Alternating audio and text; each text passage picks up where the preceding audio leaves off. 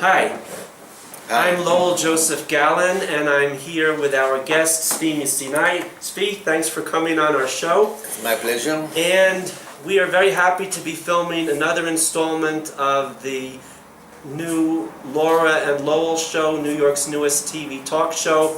On assignment in the Land of Promise, I am filming our Love Israel with Laura and Lowell interview series. And we're very happy to be talking with Tsvi in what we hope will be the first of many interviews, in this case on the subject of his fascinating research on Jewish/Israelite origins of what you know as the Palestinians. Tsvi, what could you tell us about that to begin with? The first thing that I must add is that there are many studies in this area that are coming to the same conclusions. Several genetic studies, some geographical study, anthropological studies, classical anthropological, which means customs, religious customs, testimonials and names.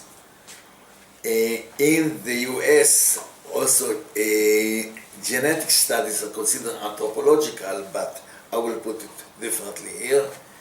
And there are many studies that show that the vast majority of the Palestinians are actually blood brothers of the Jews and Israelites. Okay, let's repeat that. Tsvi is saying the vast majority, not a minority or a large minority. According to Tsvi's research and the research of others, he's citing the vast majority of so-called Palestinians are what? Jews who never left the land of Israel and became Christians and then Muslims? Where are they from? The majority remained Jewish and then became Muslim, was forced to become Muslim. A small part became Christian and then forced to convert to Islam. Another part remained Christian until today. If you were to give a numerical value to the term vast majority, what would you estimate? Okay. The studies show between 80 to 90%. 80 to 90%? Yes.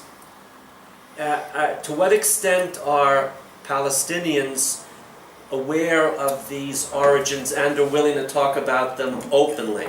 Okay. Awareness is a very large extent. What we have found about their own signs in customs, names, and mainly testimonials is 80%. But it doesn't mean that every baby, every child, even every youngster, as they call it, shabab, know about it, because the elders are afraid that the youngers will speak about it and expose it to the neighbors, and the neighbors will somehow offend them, attack them, or whatever. And as because everybody that knows about it knew about other families in their vicinity, but not about the entire country, because this is something secret, then they thought that they're minority and can be harmed. But once we expose to them that this is actually the vast minority, there is more and more readiness to speak. Now, to speak openly, this is a problem in Judea and Samaria, let alone Gaza, because of the terrorists that will harm them, and we have already enough experience with this. But among Israeli Arabs, so-called Arabs, then there is much more readiness to speak about it, and we can bring you to interview here. One of them, one Bedouin, for example, and others. So in general, as more as we spread, we didn't only investigate, we've printed the results naming families, large clans and Bedouin tribes, and we distributed 10,000s of copies of the material, and even the Palestinian news agency, MAN, wrote about it. So more and more know about it and are willing to discuss it. In addition, there is an entire despair by the people in the Judea and Samaria from the Palestinian Authority because of reasons that we can get into later. So they are looking for another direction. And once we open to them the direction to rejoin the people of Israel, then they are very happy about us, about this, and there are more to tell about. But in general, the openness to discuss it and the readiness to terminate the stupid idea, sorry for the word, of the Palestinian state and rejoin the people of Israel is growing continuously. How many years have you been engaged in this research? In December it will be 12. 12 years.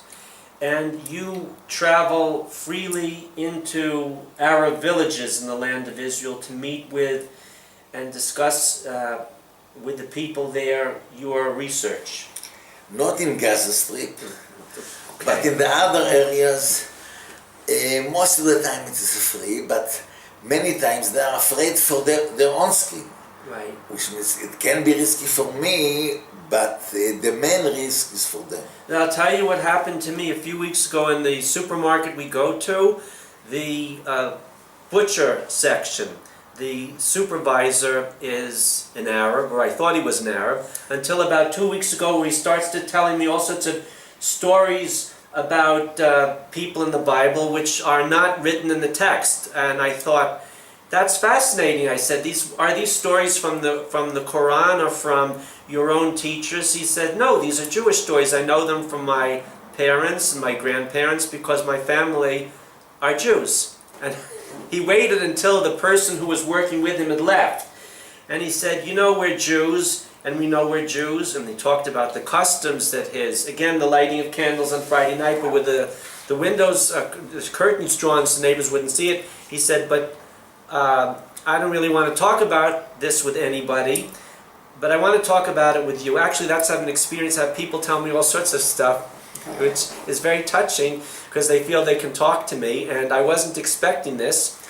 And then he said, but you know, for all that, I'm an Arab, which is, like you say, that's their world, and they don't like, so give me, like you say, give me another framework, and you're saying that as you bring up these ideas, more and more so-called Arabs who are really Jews who never left are more and more open to rejoining us. Did I get it right? Is that what you're saying? Actually, in many cases, yearning to rejoin us. Just praying that we'll agree to accept them.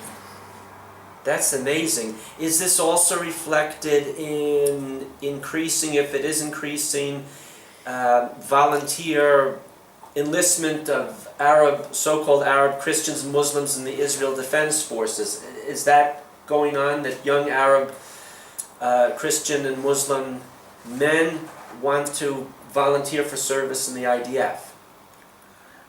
There is a bit more now, but this is not a serious trend at this stage. And mainly because the Israeli government is not open yet to this direction.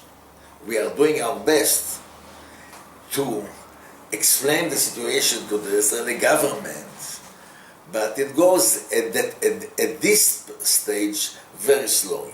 We are meeting with the minister and so on, but they are being shocked by what I'm calling multiple bombs that I'm throwing at them. The first thing is the finding. Right. The second thing is the solution. Right. Which at the moment, they are not aware that the last thing that the Palestinians want is their corrupt leadership and the Palestinian state. Yeah, well, one of the blessings of the Oslo death process that we went through and mostly came out of, and most Israelis realized is a death process, is that polls consistently show that if there was so-called Palestinian Authority introduced in eastern Jerusalem, most of the Arabs who live there would flee and come. They've had enough of their own. They know what that means. They don't want it anymore. Could you tell us about some of the personal experiences you've had going into Arab villages? What do people show you and or tell you about their Jewish ancestry that they're hiding from their neighbors, and or they think that they're the only ones nobody else knows? No, not the only ones, but they don't understand that there are such a vast majority. They know about the family here, a family there, that they have succeeded to find out and reveal these family secrets. In the Bedouin case, for example, they know about many tribes that belong to something called staff, which is a group of tribes, like the Tayaha, that they know that everybody there is Jewish. Just a week ago, I met with one sheikh of El Huzail, who is tribal judge, and he told me, he is now about 60-something years old. He told me that about 50 years ago, the old, or maybe a bit more, the old sheikh, Suleiman El Huzail, that was a friend of Ben Gurion, and they spoke about it, and we tried to implement the direction that we are pushing forward now. He met, when he was close to his death, he collected all the youngsters of the tribe and told them, we, all of us here, the Tayaha, which is El Huzail and other tribes, are Jews. We are Jews, just for knowledge. Okay, and they remember this. So I can bring you this judge to testify, but in Hebrew.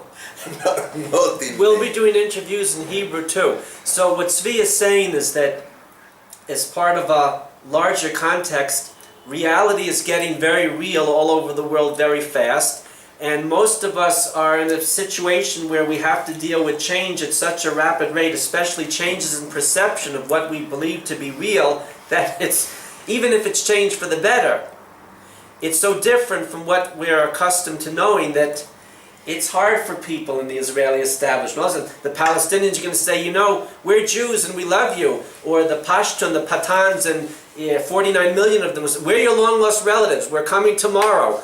It's very difficult to deal with these kinds of changes. Okay. First, let me add you two interesting anecdotes. One of them is Dr. Saeb Arikat, the chief Palestinian negotiator with Israel.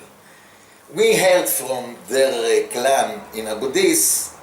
It was originally a Bedouin clan that became a Falachin and stopped being a Bedouin. Falachin are peasants, workers of the lands? Yes. Farmers. Farmers, yes. And we know from testimonials of others in the tribe that they are originally Jewish. But we met a cousin of Dr. Arikat, and she told us that he knows that they're Jewish. So that's not the end of it. So my material was translated to Arabic, and part of it arrived to Jordan. They sent a delegation to Saeb Arikat and asked him, is it true what's written here that they are originally Jewish? You mean your tribe, not you personally? He said yes. Is it true about the hundreds of the other clans and tribes which are written here that they are originally Jewish? He told them, like I was telling before, I know about 10 of them who they are. About the others, I don't have a clue. So about these 10, it is right. So they asked him, do you want a one state for one people here? This is question. He told them, no, we want two states. So the Jordanians asked him, this is because you want to continue stealing?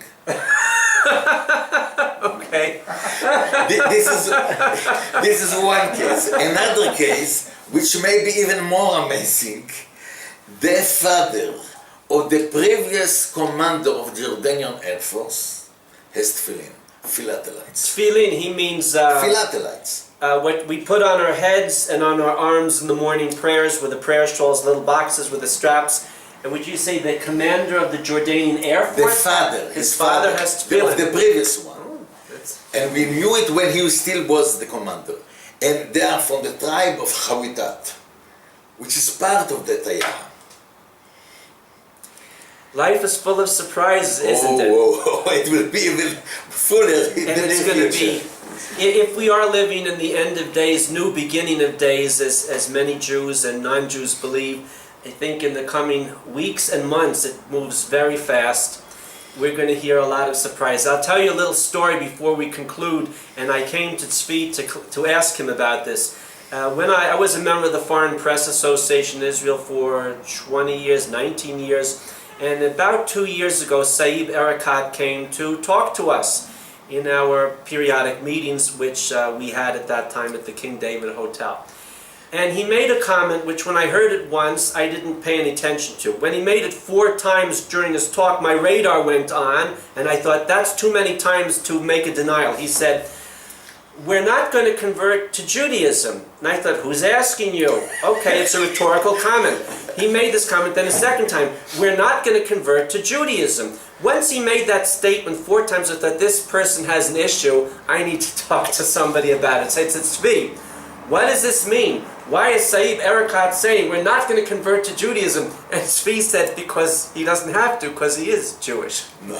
So, the solution that we are speaking about doesn't get into any religious conversion. Right.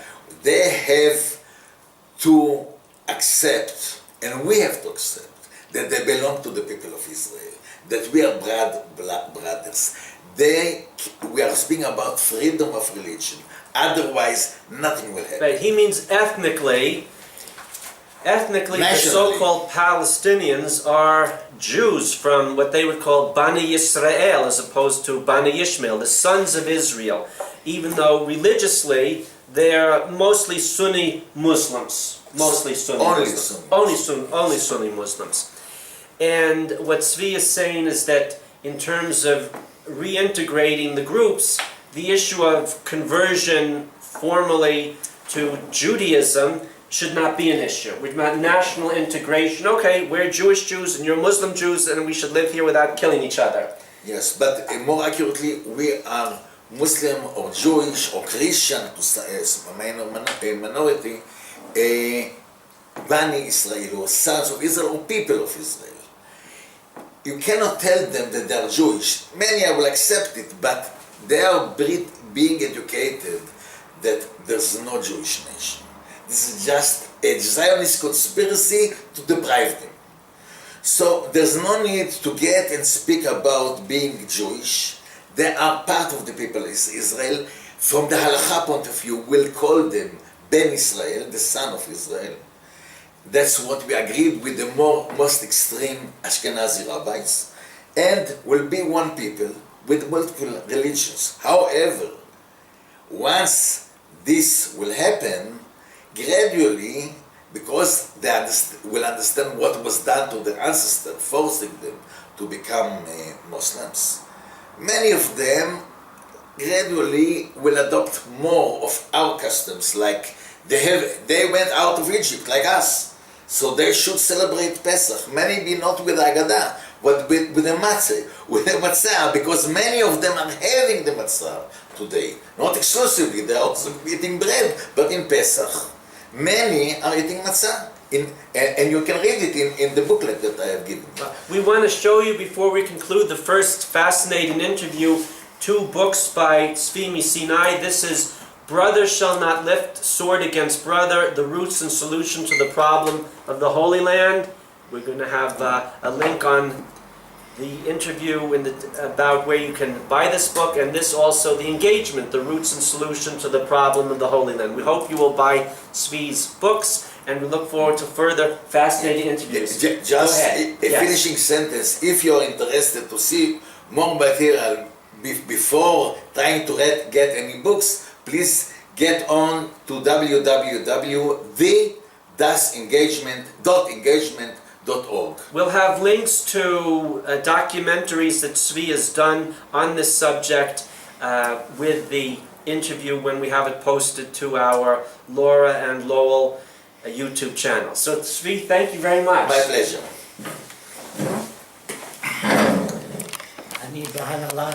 That was good. יש פה הרבה.